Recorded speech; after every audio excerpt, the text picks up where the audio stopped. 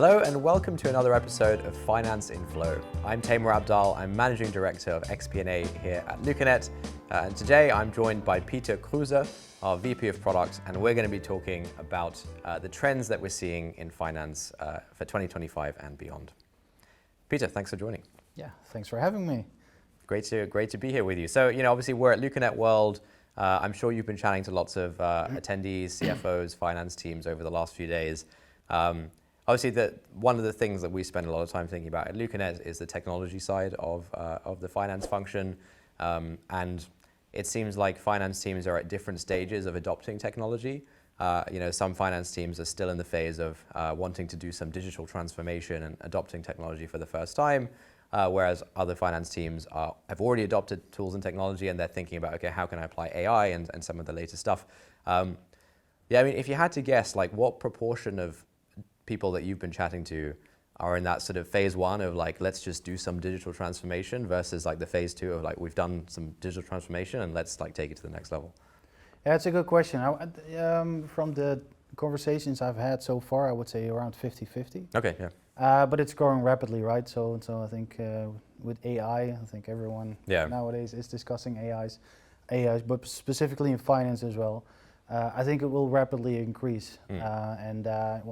Yesterday I had some chats as well with our CFO, Alistair, and he was mentioning as well that within the office of the finance, the profiles are changing as well, more towards a tech profile, which is interesting. So it's really the office of the CFO as a whole that's moving towards to become more of a tech org, if you will. Yeah. Interesting. And from the CFOs you've talked to, how are they, what are their views on AI? Are they kind of skeptical? They want to wait for it to become like more of a mainstream thing, or are they like ready to be early adopters of this kind of stuff? It differs a lot. So I do see a lot of skepticism, quite conservative. Obviously, mostly regarding the security, how secure is it? Oh, interesting. Are we still compliant? What is actually happening with our data? But you can tell it's shifting as well. So we just at Lucanet World launched or at least demoed our new AI solutions, and you can slowly tell that it's starting to land a bit. What is it? And we're making it tangible right now. So it's and that helps with CFOs as well. Yeah. But there is still some skepticism, and it's still a lot of the unknown, right? Yeah, for sure. And it's fair if I will be a CFO, and there are a lot of unknown stuff that.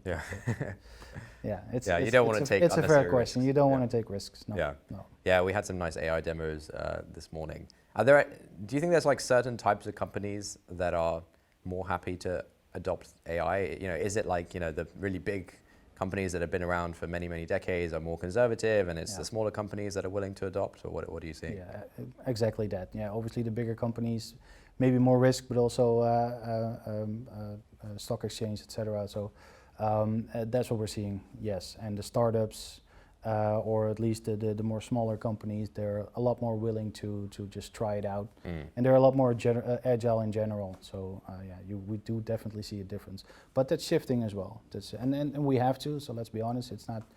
I think yesterday I had a chat with someone who basically literally said it's a trend. Well, it's not a trend, right? AI is not a trend. It's here, it's coming, and it's moving very, very, very fast. So you need to adopt, you need to adjust, and that's something we're seeing in the market as well. Interesting. Yeah, I know internally we've obviously been trying to have a big shift towards everyone actually using AI day to day in their work.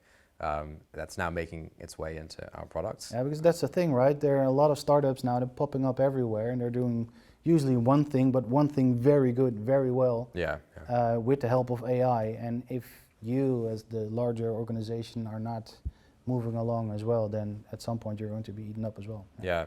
Do you think there's like some low-hanging fruit in terms of like entry points for companies for finance teams to start using AI? They might not do some AI-powered consolidation or something. They would want something pretty tried and tested. But are there like specific use cases where even some of these big old school companies would be happy to dip their toes into AI?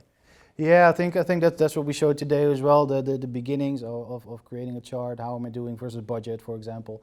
Those kind of simple things that you can already do with Lucanet, but also with Claude, for example. I think, our own VP of Finance yesterday was playing around with Claude in IFRS, for example. Oh, nice. Yeah, and Did it work? It actually worked as well. Yeah. So and I see those things happening more and more, but it's the first step, right? And well, it has to start somewhere. But I see that happening quite a lot. And obviously we are thinking so I'm responsible for product. From a product point of view, that's exactly the things we are trying to leverage or looking at now, as in, okay, how can we make sure that those jobs will be done within the office of the CFO? How can we leverage AI in order to make sure that the annoying work can be tackled first, and hopefully we will bring our customers along with that as well. Yeah, for sure. Yeah. Are there other sort of what kind of software do you kind of look up to and sort of use day to day, or you're following along where you feel like, that company seems to be implementing AI really well, or they've kind of built it into their products really well? Yeah, that's a very good question. I think, and yes, we are working for Lucanet, but I think Lucanet is, and that's a feedback we've been given by a lot of new joiners as well. We are leveraging AI a lot within the company, and also are focusing on new AI. So from an operational point of view, but also obviously from the product point of view, we're pushing AI a lot. So I think maybe I should say Lucanet. Nice. Very good. Yeah. Yeah. I mean, personally, I use the various chatbots like ChatGPT and Claude. Yeah. In terms of the day-to-day products I use that have AI built in, I feel like that even really basic stuff could be really helpful. So stuff like the Microsoft Teams transcribing a meeting for you and letting you flick through the notes and stuff. Yeah. It's super simple. It's once you have the AI, it's not rocket science to get it to do that. Yeah. But I find that kind of stuff super helpful. But I think you're right. I'm hearing a lot of software companies talking a lot about the AI, but apart from very basic stuff like transcribing things, I haven't seen that much of it in practice yet. And again, I'm from product, so from a product point of view, obviously I'm looking for solutions within AI to help us building our product faster and faster, because that's a consequence of the world we are living in right now. So if you look at software development, that will get a lot faster, quite fast as well. Yeah. Which means at a product, within the product department, we have to be a lot faster as well. So we're trying to leverage tools in order to prototype faster, design faster within Figma, for example. Yeah, of course. And slowly work towards getting from a design to a prototype and actually validate with customers very quickly already. Yeah. And then with that prototype, work towards Cursor and Devon, for example. Yeah. Towards engineering, but that process is not really smooth yet. But we're working on it, and I'm quite confident that that will come quite fast as well. Yeah, no, it's been really cool to see that. There's been a couple of projects that I've been sort of loosely involved in over the last few months at Lucanet, where we have been using Cursor to prototype things, directly from Figma, and just kind of skipping a few stages and getting straight to the prototype, so people can play around. So that's been really neat. Yeah, and we're not there yet. Yeah. But it's it was funny because we were joking internally. We were working with a specific tool to prototype. And it took a while. It took, I think, 2 weeks before we actually had the software. And we were joking, well, if we wait any longer, then there's another tool popping up already. Yeah, exactly. And we should move towards that one. But that's the reality now. Yeah. And it's moving that fast. And I think the same will be within finance as well, of course. So it will be a lot faster than it was. Yeah. Yeah. I think one area where it could help a lot if we can bake it into our products is, I think a lot of finance teams just don't really have the capacity to be thinking about adopting some new software system. Yeah. A lot of the people I've spoken to, I think everyone wants to, level up their technology stack. Everyone wants that sort of finance transformation. But if you already have a full-time finance job, and I think that the finance teams are always they've always got way too much work on their plate already. If you then try and add hey, we're going to implement some serious piece of software on top of all of that, they just don't have the bandwidth for it. And so if AI can somehow sort of make it much faster to implement these tools, maybe on things like data import or setting up the initial structures in tools, that could make it just much easier for finance teams to do the adoption. Because I think a lot of the folks I've spoken to, they want to do it, but it's hard for the whole organization to prioritize some big finance transformation project.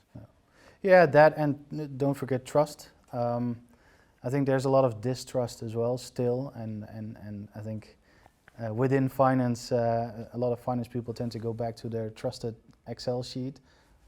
Well, there can be a lot of errors in that exact Excel sheet as well, but nevertheless, it is a fallback scenario for them quite a lot.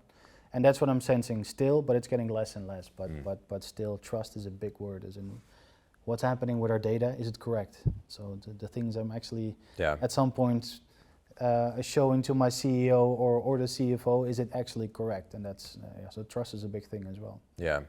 On the product side, how are you thinking about sort of prioritizing things like AI versus the whole mountain of feature requests that we constantly have from customers for the existing products? Yeah, good question. Yeah, what we did right now, obviously, we have a long list of requests. We want to do everything at once. Unfortunately, that's not possible. Yeah. But basically, all the new features we have, we already mentioned internally, should be AI first. And with AI first, I mean everything that's on the list, we should really take a critical look at a feature, as in, can we leverage AI or can we create an agent for this in order to do exactly what the feature should do. So yeah, we are really moving towards AI first operating within product, nice. which is challenging. I think you can see a shift within culture, a culture shift within the product department as well regarding that. Yeah. But yeah, we have to. And I think it only makes sense, right? If we, as I just mentioned, all the jobs to be done, all the annoying things that someone within the office of the CFO has to do, if we can help them with just creating an agent and so you don't have to do that annoying thing anymore, like we showed today as well, and you can grab a cup of coffee. Yeah.